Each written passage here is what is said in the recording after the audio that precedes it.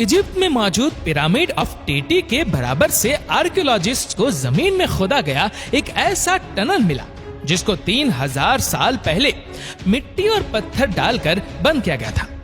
जब खुदाई करके इस टनल को क्लियर किया गया तो इसके नीचे वह कुछ देखने को मिला जो पिछले 3000 सालों से किसी ने भी नहीं देखा था। और 9 महीनों की मम्मी को किसने और क्यों दफन कर दिया था, आइए जानते हैं। दोस्तों, इजिप्ट में पिरामिड ऑफ गीजा से करीब 15 किलोमीटर दूर एंशिएंट इजिप्शियन का एक बहुत बड़ा बैरियल ग्राउंड है जिसको सकारा नेक्रोपोलिस कहा जाता है। यहाँ आर्कियोलॉजिस्ट को दफनाए गए आर्टिफैक्ट्स, मम्मीज और पपायरस भी मिल चुके हैं जिनसे एंशिएंट इजिप्शियन के लाइफस्टाइल के बारे में हमें बहुत कुछ जानने को मिला है।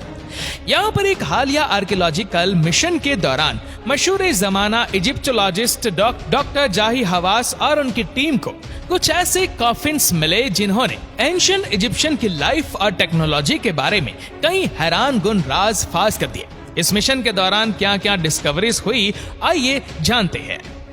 नंबर 1, फरवरी 2021 में इजिप्टोलॉजिस्ट डॉक्टर जाही हवास सकारा नेक्रोपोलिस में एक आर्कियोलॉजिकल मिशन को लीड कर रहे थे।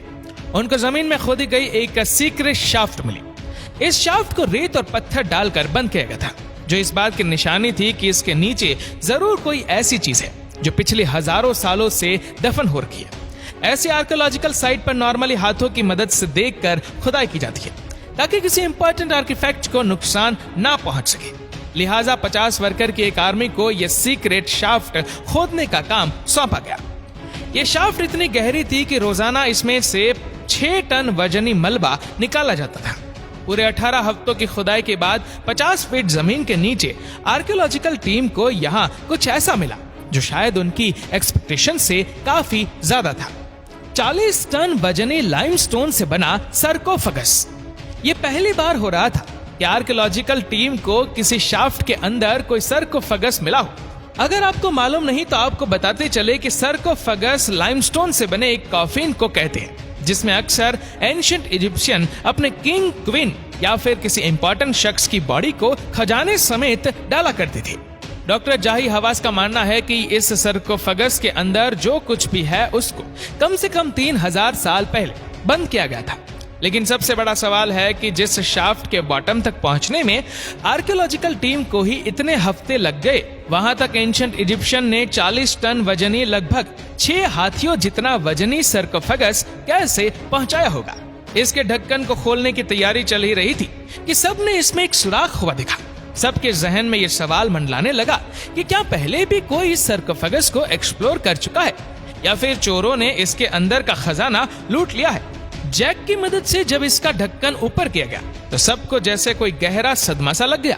अंदर ना ही कोई मम्मी बची थी और ना ही कोई खजाना, सिर्फ चंद हड्डियां और मलबे के टुकड़े पड़े हुए पाए गए। इसमें खजाने का ना होना इस बात की क्लियर निशानी थी कि यहाँ चोरों ने कभी हमला किया था।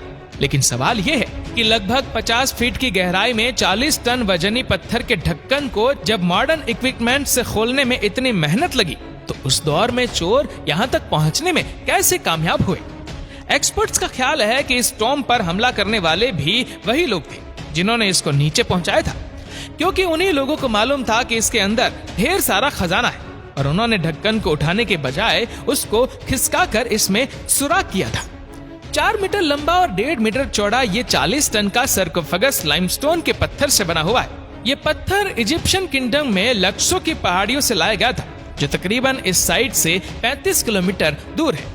डॉक्टर जाही हवास का मानना है कि इसके अंदर जिसको भी डाला गया था इसकी कोई निशानी तो नहीं मिली है, लेकिन एक बात क्लियर है कि वह जो कोई भी था बहुत ही इंपॉर्टेंट पर्सन था।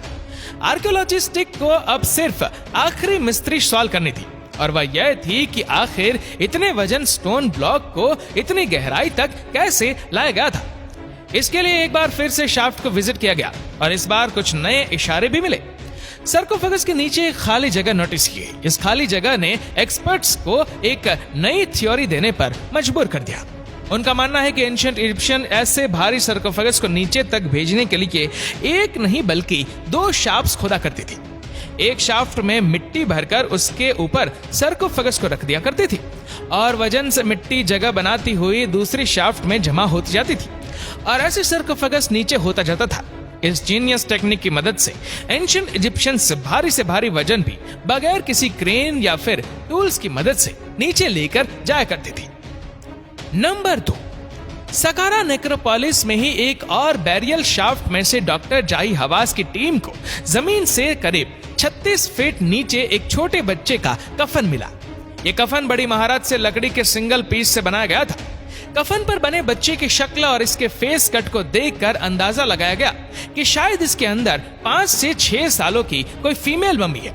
इस पर बने हायरोग्राफिक्स सिंबल्स को पढ़ने के लिए एक्सपर्ट की मदद ली गई तो मालूम पड़ा कि ये 1550 बीसी में यानी 3550 साल पहले दफनाई गई थी।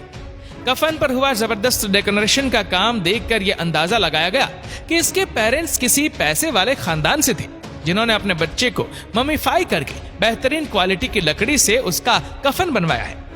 कफन को डायरेक्टली खोलने से अच्छा था कि कहीं कफन टूट ना जाए। इसी वजह से इसको खोले बगैर इसका एक्सरे करने का फैसला किया। पहला एक्सरे स्कैन जब कंप्यूटर स्क्रीन पर जाहिर हुआ तो उसमें कुछ अजीब मंजर देखने को मिला। ये देखा गया कि कफन का आधे से ज्यादा हिस्सा खाली पड़ा है, जबकि सिर्फ एक छोटे से हिस्से में कुछ पड़ा हुआ दिखाई दिया। डॉक्टर ने दूसरी बार एक्सरे करने का फैसला किया। दूसरे एक्सरे में सारी हकीकत खुलकर सामने आ गई। ये 5 नहीं बल्कि सिर्फ 9 महीनों के बच्चे की मम्मी लग रही थी। अब सच्चाई को जानने के लिए कफन को खोलना ही पड़ा। बड़ी एहतियात से जब कफन का ढक्कन ऊपर किया गया तो इसके अंदर वाकई एक छोटे बच्चे की मम्मी कपड़े में लिपटी हुई थी। ऐसा पहली बार हो रहा था कि आर्कियोलॉजिस्ट को किसी बड़े कफन से एक बेबी की मम्मी मिली हो। डॉक्टर जाही हवास का कहना था कि ये इस बात की निशानी है कि ना सिर्फ बड़ों की बल्कि एंशिएंट इजिप्शियंस अपने बेबी की आफ्टर लाइफ में भी बिलीव करते थे।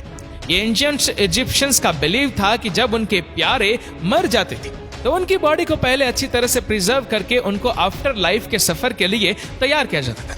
उनके कफन पर हायरोग्लिफिक्स लिखवाए जाते थे और उस पर अपने खुदाओं की पेंटिंग बनवाई जाती थी जो मम्मी को आफ्टर लाइफ के सफर से गुजरने में उनकी मदद करती थी। ना सिर्फ इतना बल्कि अपनी अपनी हैसियत के हिसाब से कफन में जेवरात भी डाल देते थे ताकि मरने के बाद जब वह अपने खुदा के सामने हाजिर होंगे तो वो ज्यादा से ज्यादा खूबसूरत दिखे। नंबर 3, किसी आर्कियोलॉजिकल मिशन के दौरान सकारा नेक्रोपोलिस पर खोदी गई एक और शाफ्ट से डॉक्टर जाही हवास की टीम को एक अनोखा कफन मिला। इस कफन पर लिखी हुई इंफॉर्मेशन के हिसाब से यह किसी फीमेल का कॉफिन है जिस पर उसका नाम मोट मेटी लिखा हुआ है। 3500 साल पहले दफनाए गए इस कफन पर नाम तो किसी फीमेल का था, लेकिन इसकी हड्डियां बहुत ही अलग कहानी बता रही थी। इसमें एक नहीं बल्कि 2 स्केलेटन्स मौजूद थे। जी हाँ, हड्डियों के मुआयने से मालूम पड़ा कि इस कफन में 18 साल का एक लड़का और 40 साल की एक खातून को रखा गया था। क्या ये दोनों एक दूसरे से रिलेटेड थे? इस मिट्टी को सॉल्व करने के लिए हड्डियों के डीएनए सैंपल कलेक्ट किए। डॉक्टर का कहना था कि 18 साल का लड़का किसी खातून का बेटा था और इन दोनों को अलग अलग वक्तों में दफनाया गया था। लेकिन ऐसा क्यों किया गया था, ये अभी तक डॉक्टर जाही हवास की टीम के लिए एक बहुत बड़ा सवाल था। किसी पुलिस इन्वेस्टिगेशन की तरह डॉक्टर ने इन दोनों की मौत की वजह मालूम करना शुरू कर दी। कई हफ्तों की इन्वेस्टिगेशन के बाद डॉक्टर ने बताया कि ये माँ और बेटा फैमिलियल मेडिटेरियन फीवर से जूझ रहे थे। ये एक ऐसा बुखार होता है जो इंसान की जान लेकर ही छोड़ता है और ये बीमारी इंसान अपने पेरेंट्स से इनहेरिट करता है। इस केस से आर्कियोलॉजिस्ट को ये जानकारी मिली कि एंशिएंट इजिप्शियंस में 2 मम्मीज को एक कफन में रखने का रिवाज भी था ताकि ये दोनों आफ्टर लाइफ में भी एक साथ रह सके। दोस्तों, इस वीडियो को लेकर आपकी क्या राय है नीचे कमेंट करके जरूर बताएगा और अगर आपको वीडियो अच्छा लगा हो तो इस वीडियो को लाइक करेगा, शेयर करेगा ज्यादा से ज्यादा लोगों तक और ऐसी ही और भी रोचक जानकारियों के लिए सब्सक्राइब करें हमारे यूट्यूब चैनल को और फेसबुक पर फॉलो करें हमारे पेज को। धन्यवाद।